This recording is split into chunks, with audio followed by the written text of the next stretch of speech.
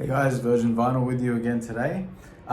Today we've got some death metal from the classic era, 1991, and this is a reissue by the German band IMMORTALIS, reissued through a Chinese company called Awakening Records. This is not official, I don't think, but it's very, very, very good. It's very well done. The packaging I'm talking about, it sounds great. They've done a fantastic job with this. Got the obi strip there. So let's have a look at it. Take it out of there. There's the obi strip. This one came on a few different kinds of colored vinyl. The one that I got was this sort of cloudy sort of black one. I'm a bit bummed actually because I didn't realize that there was like a splatter pattern one, which I would have preferred. But anyway, I'm just really stoked to have this album on vinyl because this is one of those one and done bands that I think this album is up there with some of my all-time favorite death metal. This thing right here is an absolute beast. Okay, so these guys are a German band, started by the main man, guitarist. I think he did the vocals as well. Sebastian Bielecki, Polish guy who moved to Germany, and yeah, there he is there on the back. There's the band. You can see. You get a nice booklet here. Gives you like the whole sort of story of the band there with some nice photos, some live shots. It's very, very nice. With this here, you have, that's the back cover there. Looking very schmick. This is also a gatefold, so you get more photos of the guys. Yeah, so Sebastian Bielecki, he started this band in 1989, and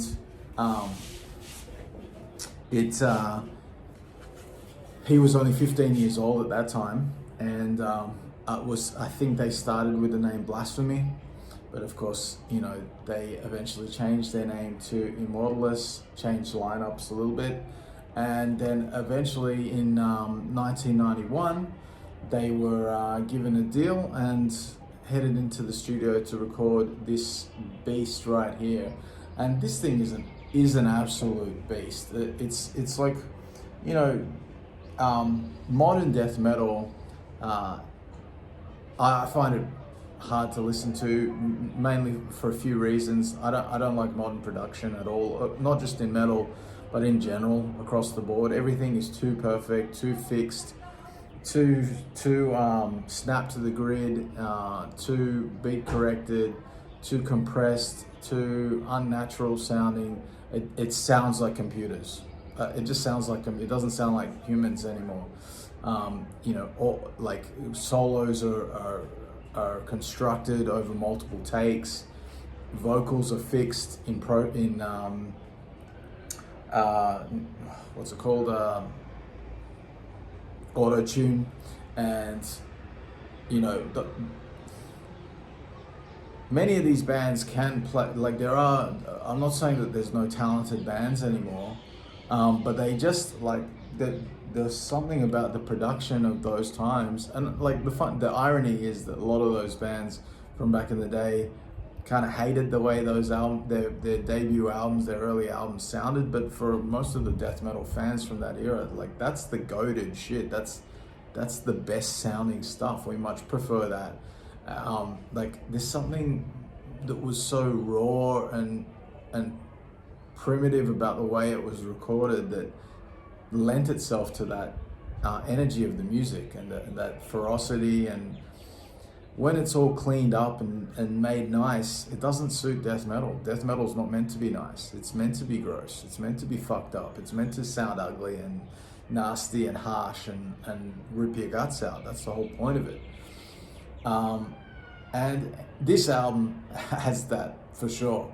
But the cool thing, you know, I've always liked death metal bands that have the full-blown brutality, you know, there's like, you know, that go straight for the jugular, but are not afraid to have little sprinkles of other elements that enhance the music, enhance the brutality, so gives it a little bit of a juxtaposition. So maybe like little moments where there's like some keyboard, like you know, some like sort of keyboard chords or something like that to thicken up a tone. Not, you know, nothing like flashy, but it's more like for the feel rather than some necessarily like for some big melodic line. But sometimes they'll use it like that too. And you know, there's even like sort of some song, like a little bit of a sort of chanted singing thing on the first track, Burning Existence, which is a fucking amazing kick-ass track. But really, this whole thing is absolutely fire, and really, in my mind, should be considered with, you know, like I love it as much. There's a whole bunch of like these one and done albums that are, I think, as good as any, you know, any of the classic death metal bands that we all know and love. And you know, things like Disincarnate, or Miasma, or Ripping Corpse. All these bands have these one albums that are just fucking goated as fuck, and this is one of them, in my opinion. This album right here. Yeah, you've got really interesting.